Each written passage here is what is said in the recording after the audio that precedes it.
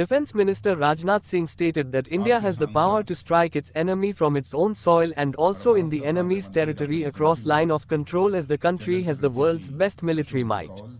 Addressing an election rally at Kathua district of Jammu, Singh said that India has emerged as the world's strongest country on all fronts under the leadership of Prime Minister Narendra Modi. Taking a jibe at PDP chief Mehbooba, Singh said she once stated that खून की नदियां बहेंगी Jammu and Kashmir में अगर Article 370 गया. But let me assure you, not खून की नदियां but streams of milk and water along with the development and growth and prosperity will flow in J&K. Continuing his attack on the PDP chief, Singh said that Mehbooba also stated that nobody would pick up Tiranga in J&K if Article 370 would go, but today, in every house and government building, tricolor is flying. जहां तक मोदी जी की सरकार का प्रश्न है,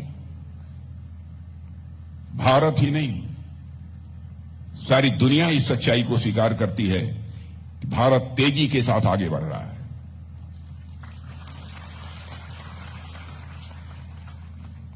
बहनों भाइयों, अंतर्राष्ट्रीय जगत में भारत का कद बढ़ा है.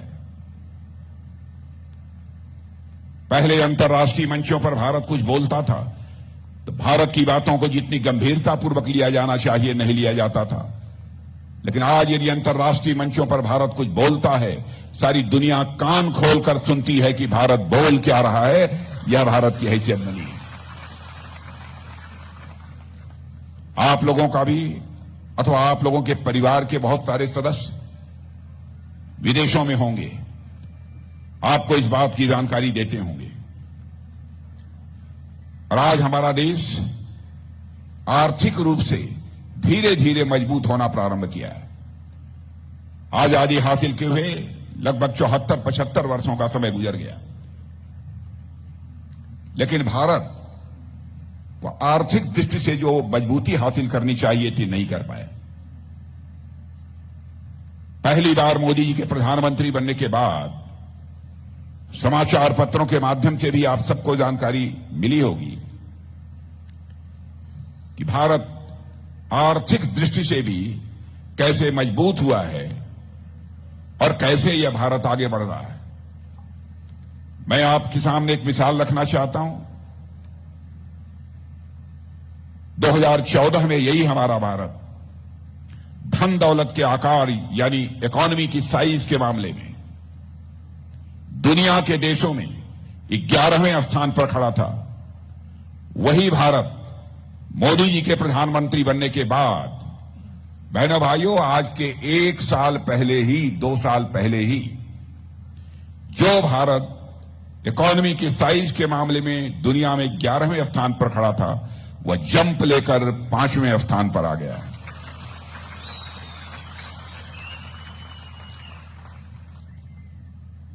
और सारी दुनिया के अर्थशास्त्री मानते हैं, दुनिया की जानी मानी फाइनेंशियल फर्म्स भी मानती है, उनका दावा है भारत जिस तेजी के साथ आगे बढ़ रहा है, इस सच्चाई को नकारा नहीं जा सकता कि 2026 समाप्त होने के बाद 2027 आते आते यही भारत इकोनॉमी की साइज या अर्थव्यवस्था के आकार के मामले में दुनिया की टॉप 3 कंट्रीज में आकर खड़ा हो जाएगा.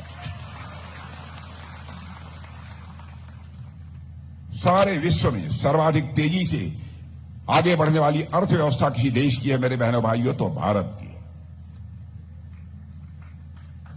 हम लोग कितने सौभाग्यशाली हैं कि ऐसा एक सशक्त नेतृत्व मिला है. और जिस पार्टी से हम लोग आते हैं, आप लोग भी अच्छी तरह जानते हैं, हम लोग जो कहते हैं वह करते हैं. हमारे कृति और कथन में कभी अंतर नहीं रहा है. मैं समझता हूं आजादी हासिल होने के बाद कांग्रेस के नेताओं ने इस देश की जनता के साथ जितने वादे किए, यदि आंशिक रूप से भी अपने वादों को पूरा कर दिया होता तो आज के 20-25 साल 30 साल पहले ही भारत दुनिया के ताकतवर देशों की कतार में आकर खड़ा हो गया होता. लेकिन उन्होंने कहा कुछ किया कुछ. बराबर अन्य राजनीतिक पार्टियों ने अपने चुनावी घोषणा पत्र जारी किए, बहुत लंबे चौड़े वादे भी जनता से किए, लेकिन सरकारें बन जाने के बाद उन्होंने अपने वादे को पूरा नहीं किया। लेकिन मैं आपसे अपील करना चाहता हूं, बहनों भाइयों, भारतीय जनसंघ के रूप में जब हम लोगों ने यात्रा प्रारंभ की थी, उस समय से लेकर आज तक हमारे चुनावी घोषणा पत्र को उठाकर कोई देख ले, जब सरकार नहीं बनी थी तो उस समय तो नहीं कर पाए, लेकिन हम बार बार कहते रहे जब भी हमारी सरकार बनेगी, इस जम्मू कश्मीर जिसे धारा 370 के तहत एक विशेषाधिकार प्राप्त है, इस धारा 370 को हम समाप्त करेंगे और जम्मू कश्मीर का भी वही दर्जा होगा जो हिंदुस्तान के अन्य राज्यों का दर्जा होगा। हम लोगों ने इसे पूरा किया। हम लोगों ने कहा था, 1984 से नारे लगाते चले आ रहे थे कि रामलला हम आएंगे, मंदिर हम ही बनाएंगे। तो लोग ये कहते थे, हमारे विरोधी दल के लोग, रामलला हम आएंगे, मंदिर वही बनाएंगे, लेकिन तारीख नहीं बताएंगे। लेकिन बहनों भाइयों, आपने देखा वो तारीख आ गई है। अयोध्या की धरती पर भव्य राम का मंदिर बनकर तैयार हो गया और 22 जनवरी को ही हमारे प्रधानमंत्री ने उसकी प्राण प्रतिष्ठा कर दी।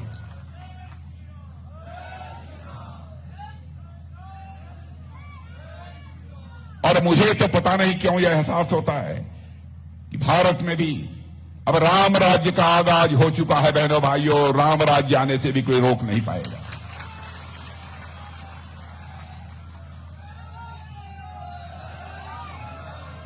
राम राज्य का मतलब क्या होता है? राम राज्य का मतलब लोगों के अंदर कर्तव्य बोध पैदा हो, अपने कर्तव्य के प्रति जागरूकता पैदा हो, अधिकार बोध नहीं। सारा संकट पैदा हुआ था कैकेयी को जब अधिकार बोध हुआ था, शेष सभी लोग जितने थे अपने कर्तव्य का पालन कर रहे थे। ऐसी स्थिति भारत में भी अब धीरे धीरे पैदा हो रही है। जब सरकार में बैठे हुए लोग अपने कर्तव्य का पालन करेंगे, उसे अधिकार समझकर काम नहीं करेंगे, कर्तव्य के प्रति अपने जागरूक रहेंगे, तो सारा हिंदुस्तान, मैं समझता हूं सारे भारत के नागरिक भी धीरे धीरे जागरूक होते जाएंगे, उन्हें कर्तव्य बोध होता जाएगा। और मैं भारतीय जनता पार्टी के संबंध में बतलाना चाहता हूं, हम लोग भी राजनीति करते हैं, हम लोगों के अंदर भी एक कर्तव्य बोध है। हम राजनीति करते हैं तो केवल सरकार बनाने के लिए राजनीति नहीं करते, हम राजनीति करते हैं मेरे बहन भाइयों, देश बनाने के लिए हम लोग राजनीति करते हैं। और यह करके मोदी जी के नेतृत्व की सरकार ने दिखा दिया, जो कहा सो किया। हम लोगों ने कहा था नागरिकता कानून पास करेंगे, नागरिकता कानून पास कर दिया। अब इसको लेकर भी लोग गलतफहमी पैदा करने की कोशिश कर रहे हैं कि बहुत सारे लोगों की नागरिकता चली जाएगी। बहनों भाइयों, जो भारत का नागरिक है उसकी नागरिकता किसी भी सूरत में नहीं जाने वाली है। अब एक चीज बची है, यूनिफॉर्म सिविल कोड। इस बार के घोषणा पत्र में हम लोगों ने डंके की चोट पर कहा है 5 वर्षों के अंदर हम यूनिफॉर्म सिविल कोड भी यहां लागू करेंगे।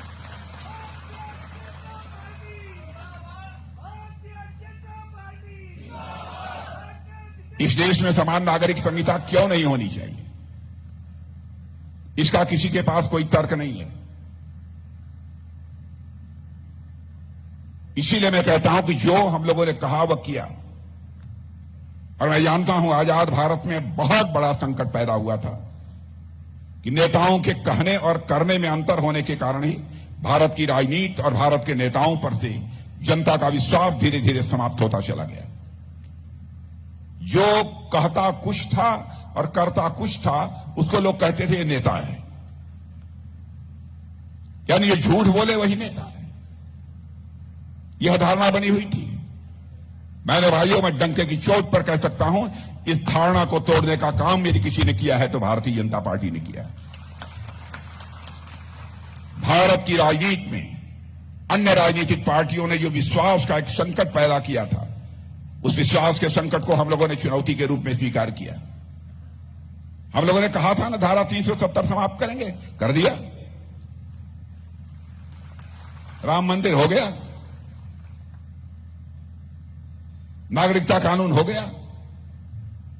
3 तलाक के बारे में भी हम लोगों ने कहा था। लोग ये कहते हैं, हमारे विरोधी दल के लोग, अरे साहब दूसरे धर्मावलंबियों के मामले में आप क्यों हस्तक्षेप करते हैं, क्या आपको अधिकार है? मैं उन्हें साफ कर देना चाहता हूं 2 टूक शब्दों में। बहनों भाइयों, कोई मां, बहन, बेटी चाहे किसी भी धर्म की मानने वाली क्यों न हो, वो हमारी भी मां है, बहन है और बेटी है। उसका कोई शोषण करे, उसकी उपेक्षा करे, सरकार बने या न बने, सरकार भाड़ में जाए, लेकिन नारी सम्मान पर चोट कभी भी हमारी पार्टी बर्दाश्त नहीं कर सकती। उस मामले में भी जो फैसला करना चाहिए कर लिया, 3 तलाक की व्यवस्था समाप्त कर दी। कैसे हम स्वीकार कर सकते हैं?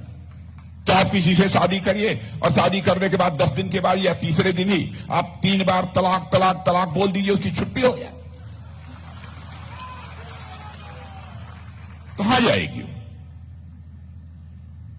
इसीलिए मैं कहता हूं कि हम लोग राजनीति केवल सरकार बनाने के लिए नहीं करते हैं, देश बनाने के लिए हम लोग राजनीति करते हैं। जहां तक जम्मू कश्मीर का सवाल है, यहां पर कांग्रेस, नेशनल कॉन्फ्रेंस, पीडीपी, इन्हीं राजनीतिक पार्टियों का विशेष वर्चस्व रहा। और मुझे याद है कि ये लोग कहते थे धारा 370 यदि समाप्त होगी तो यहां पर खून की नदियां बहेंगी। अगर मैं उनको बताना चाहता हूं, खून की नदियां नहीं, पानी की नदियां बहेंगी। और ऐसे ही जिस तरीके से जम्मू कश्मीर का विकास हो रहा है, तो जम्मू कश्मीर में दूध की नदियां बहेंगी, खून की नदियां नहीं बहेंगी। अरे जी, मैं कहूं कि सचमुच हमारे मोदी जी ने जम्मू के लोगों को उनका हक सूद सहित वापस किया है, तो यह कहना भी अतिशयोक्तिपूर्ण नहीं होगा। मेरे बहनों भाइयों, हम लोग बराबर कहते रहे कि जहां हुए बलिदान मुखर्जी, वह कश्मीर हमारा है। और बहनों भाइयों, उस संकल्प को हमारी सरकार ने पूरा कर दिया है। यहां पर अन्य भी बहुत सारे 370 समाप्त होने के बाद जो हमारी सरकार ने फैसला किया है, उसके बारे में आप सभी अच्छी तरह जानते हैं। यह कांग्रेस के लोग विरोध कर रहे थे, लेकिन आपने देखा होगा कि राहुल गांधी ने जब अपनी न्याय यात्रा समाप्त की, तो इसी गुलबर्ग में आकर मैंने देखा कि बर्फों से वह एक वहां पर एंजॉय कर रहे थे, खेल रहे थे। मैंने देखा कि प्रियंका जी भी आई थी, एक दूसरे के ऊपर लोग बर्फ फेंक रहे थे। यदि धारा 370 समाप्त न हुई होती तो शायद यह अवसर उनको न मिलता।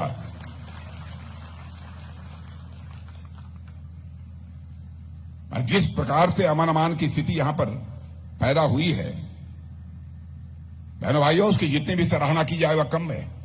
और इसकी चर्चा केवल भारत की सीमाओं तक ही सीमित नहीं है, दुनिया के दूसरे देशों में भी है। मुझे याद है कि पहले यहां पर मां वैष्णो देवी के दर्शन के लिए जब श्रद्धालु आते थे, तो उनके बस की चेकिंग होती थी, उनके बैग की चेकिंग होती थी। लेकिन आज इस चेकिंग सिस्टम को हम लोगों ने समाप्त कर दिया, कोई जरूरत नहीं होती है। जो श्रद्धालु माता रानी का दर्शन करना चाहता है, माता रानी का दर्शन समाप्त कर सकता है। अब जम्मू कश्मीर फुल स्पीड से आगे बढ़ रहा है। मैं उन सब सारी परियोजनाओं की यहां पर चर्चा नहीं करना चाहूंगा, जिसकी चर्चा अभी हमारे डॉक्टर साहब ने की है। लेकिन महबूबा जी, मैं आपको याद दिलाना चाहता हूं, आपने कहा था यदि धारा 370 समाप्त होगी, यहां पर भारत का तिरंगा उठाने वाला कोई नहीं मिलेगा। आज तिरंगा जम्मू कश्मीर के कोने कोने में लहरा रहा है।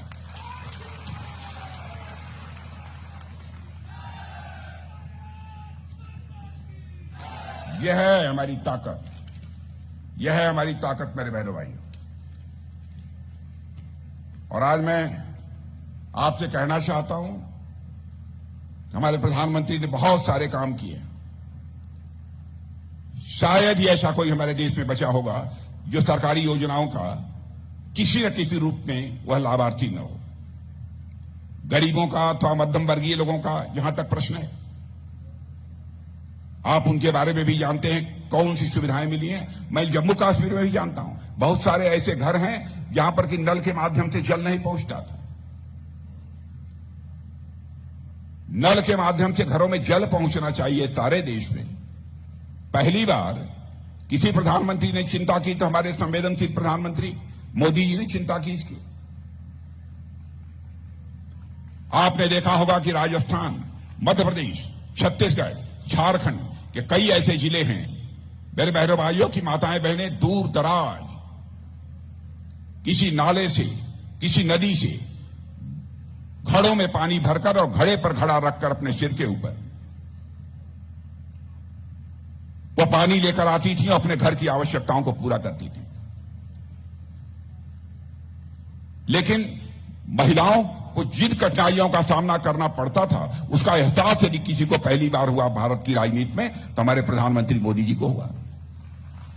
और उन्होंने कहा चाहे जो कुछ भी हो, जितना पैसा लगेगा हम लगाएंगे, लेकिन हम हर घर में नल के माध्यम से जल पहुंचाएंगे। और मैं आज आप लोगों से भी कहना चाहता हूं, यदि किसी का घर यहां छूट गया होगा बहनों भाइयों, आप पक्का विश्वास रखिए आपके घर में भी नल के माध्यम से जल पहुंचकर रहेगा, एक भी घर शेष नहीं बचेगा।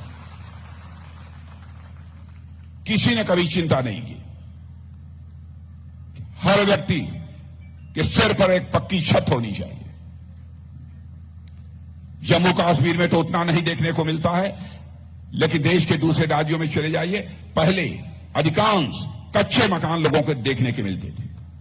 प्रधानमंत्री ने संकल्प लिया एक भी परिवार शेष नहीं बचेगा जिस परिवार को अपना सिर ढकने के लिए पक्का छत न मुहैया हो जाए। 4 करोड़ से अधिक पक्के मकान बनकर लोगों को मुहैया हो गए, मिल गए। और इस बार के घोषणा पत्र में यह भी संकल्प लिया है कि आगे भी 4 करोड़ घर बनेंगे, यानी हिंदुस्तान में एक परिवार भी शेष नहीं बचेगा जिस परिवार को अपना सिर ढकने के लिए पक्का छत न मुहैया हो जाए। एक परिवार भी शेष नहीं बचेगा। आयुष्मान भारत योजना, मैंने देखा है गरीब छोड़िए, मध्यम वर्गीय परिवारों में लोग बीमार पड़ जाते थे, पैसे के अभाव में अपना इलाज नहीं करा पाते थे, क्योंकि इलाज भी कितना महंगा हो गया है। प्रधानमंत्री ने फैसला किया कि आयुष्मान भारत योजना लागू करेंगे और गरीबों के 5 लाख रुपए तक का मुफ्त इलाज किया जाएगा। यह सिलसिला भी भारत में प्रारंभ किया। और आज आपको बताना चाहता हूं, कल जो चुनावी घोषणा पत्र बना है उस घोषणा पत्र की कमेटी का चेयरमैन मैं ही था। प्रधानमंत्री जी ने अपनी संवेदना व्यक्त करते हुए उस समय कहा कि राजनाथ जी, जो घोषणा पत्र बन रहा है उसमें एक बात ये जरूर डाल दीजिए कि 70 वर्ष की आयु के, चाहे किसी इनकम ग्रुप के हों, चाहे किसी जाति के हों, सभी को आयुष्मान भारत की सुविधा मुहैया कराई जाएगी। 4 जून को के बाद जब आपकी सरकार बनेगी बहनों भाइयों, तो मैं समझता हूं कि जुलाई से जितने भी हमारे इस प्रकार के 70 साल की आयु से अधिक के लोग हैं, एक परिवार में 4 लोग हैं तो चारों को आयुष्मान भारत की सुविधा उपलब्ध होगी, यानी 5 लाख रुपए तक का मुफ्त इलाज। मैं याद दिलाना चाहता हूं आपकी कोविड के संकट की। विश्व के अधिकांश देश कोविड के संकट से प्रभावित थे। भारत की हालत तो यह थी कि यहां पर कोविड के संकट से निजात दिलाने के लिए हमारे पास वैक्सीन नहीं थी ताकि लोगों को टीका लगाया जा सके। प्रधानमंत्री ने चटपट वैज्ञानिकों से संपर्क किया, स्वयं जाकर बेंगलुरु में उनकी हौसला अफजाई की और वैज्ञानिकों ने एक बार संकल्प लिया। तो आज मैं दावे के साथ कह सकता हूं कि भारत में शायद ही ऐसा कोई नागरिक हो जिसे कि कोविड की वैक्सीन की कम से कम 2 डोज नहीं तो 3 डोज निश्चित रूप से लगी होगी। दुनिया के धनवान देशों में भी मैं जानता हूं, वहां के सभी लोगों को कोविड वैक्सीन की 2 डोज 3 डोज नहीं लगी है, लगी है तो केवल और केवल हमारे देश भारत में लगी है। मेरे बहनों, ये हमारी स्थिति है। और भारत कि मान्यता सारी दुनिया में कैसे बढ़ी है। एक घटना की आपको जानकारी देना चाहता हूं। रूस और यूक्रेन के बीच इस समय युद्ध चल रहा है। हमारे भारत के बहुत सारे बच्चे वहां, कोई मेडिकल की पढ़ाई कर रहा है, कोई इंजीनियरिंग का कोर्स कर रहा है, कोई मैनेजमेंट का कोर्स कर रहा है। बराबर रूस की तरफ से मिसाइलें चल रही थी, यूक्रेन की तरफ से भी चल रही थी, बम गोले सब चल रहे थे, बड़ी संख्या में लोग मारे जा रहे थे। स्वाभाविक रूप से जो बच्चे विदेशों में पढ़ते थे, उनके माता पिता परिवार के सदस्यों ने मांग करनी शुरू की, मोदी जी चाहे जैसे हो हमारे बच्चों को यूक्रेन से आप बाहर निकालिए। बहनों भाइयों, हमारे प्रधानमंत्री ने रूस के राष्ट्रपति से बात की, यूक्रेन के राष्ट्रपति से बात की, अमेरिका के राष्ट्रपति से बात की। 4.5 घंटे के लिए युद्ध रुक गया और हमारे 22,500 बच्चे यूक्रेन से चलकर भारत आ गए।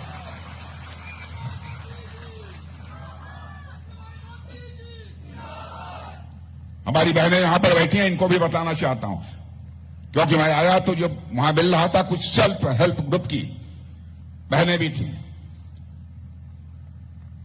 सेल्फ हेल्प ग्रुप के माध्यम से बहनों भाइयों, अब तक 1 करोड़ बहनों को लखपति बनाने का काम किसी सरकार ने किया है तो मोदी जी की सरकार ने किया।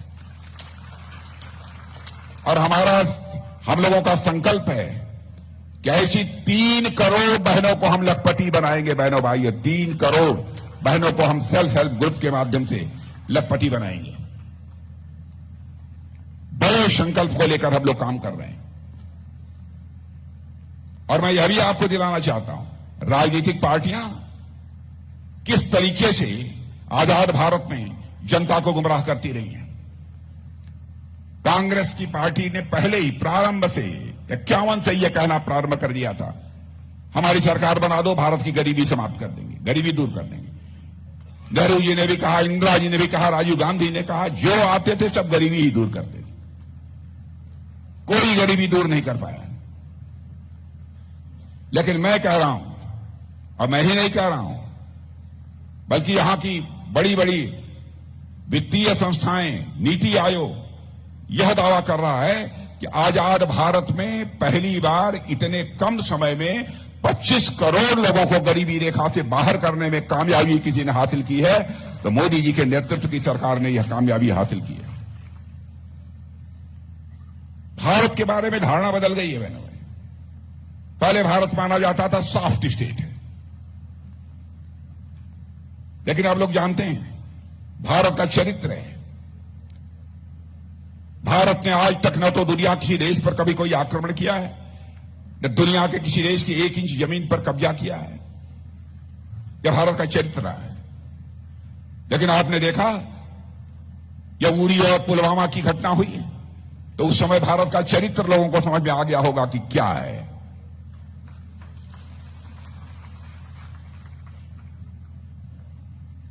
और बहनों भाइयों, उस समय 2 टूक संदेश हम लोगों ने दे दिया, हम किसी को छेड़ेंगे नहीं, लेकिन हमें कोई छेड़ेगा तो हम छोड़ेंगे भी नहीं। हमने साफ यह संदेश दे दिया, देखिए माने हम ऐसा करेंगे यह आवश्यक नहीं है, लेकिन कोई छेड़े ना हमको।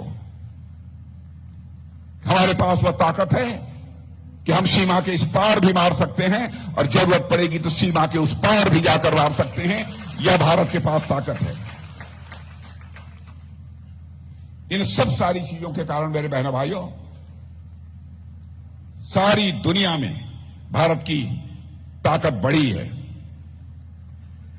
जम्मू कश्मीर में क्या क्या हुआ है मैं देख रहा था, मैंने बल्कि नोट बनाकर मैं चला कि क्या क्या चीजें हुई हैं। लेकिन मैं सारी चीजों की चर्चा करूंगा तो एक बहुत लंबा समय लगेगा, क्योंकि आप सबको उसके संबंध में जानकारी हो चुकी होगी। मैं अपने महामंत्री से पूछ रहा था, वो बतला रहे थे। सारे लोग इन सब सारी चीजों से अच्छी तरह परिचित हैं। अब जम्मू कश्मीर की बहनों को तो एक अधिकार और मिल गया है। पहले यदि बाहर यदि कहीं शादी हो गई तो संपत्ति का अधिकार वो खो देती थी। अब क्या पूछना, शादी कहीं हो, संपत्ति का अधिकार इस जम्मू कश्मीर में उनका कायम रहेगा। यह काम कौन कर सकता था? यह काम यदि कोई कर सकता था तो बहनों भाइयों हम ही लोगों की सरकार कर सकती थी। क्या क्या विकास हुए हैं इसके संबंध में बहुत सारी चर्चाएं हमारे डॉक्टर जितेंद्र सिंह जी ने आप सबके सामने कर दी हैं, इसलिए उसके विस्तार में जाकर मुझे चर्चा करने की आवश्यकता नहीं है। आज तो मैं लगातार, हम लोग सारे देश भर में दौरे पर हैं। आज डॉक्टर जितेंद्र सिंह जी का आग्रह था कि आप हमारे यहां भी एक बार आ जाइए, तो मैं आ गया, लेकिन माइक थोड़ी गड़बड़ हो गई और इसमें मुझे बोलने में भी प्रॉब्लम हो रही है, क्योंकि हाथ में माइक पकड़कर बोलना, बहुत सारी चीजें अपने आप भूलने लगती हैं, ये मजबूरी है। लेकिन इसमें किसी का दोष नहीं है, कभी कभी हो जाती है गड़बड़ी इस प्रकार की। लेकिन मैं आप सबसे यही अनुरोध करना चाहता हूं कि डॉक्टर जितेंद्र सिंह जी को, अरे अनुरोध करने की भी लगता है मुझे कोई जरूरत नहीं है, आप लोगों ने मन बना लिया है कि डॉक्टर जितेंद्र सिंह जी को भारी मतों से हमको बीए दिलाकर भेजना।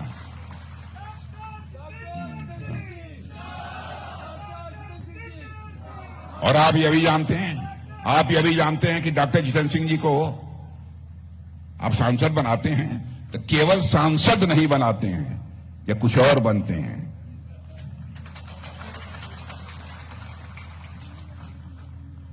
इसलिए बहनों भाइयों, आज के अवसर पर इससे ज्यादा कुछ न कहते हुए आप सभी को धन्यवाद देते हुए अपना निवेदन सुनाऊं।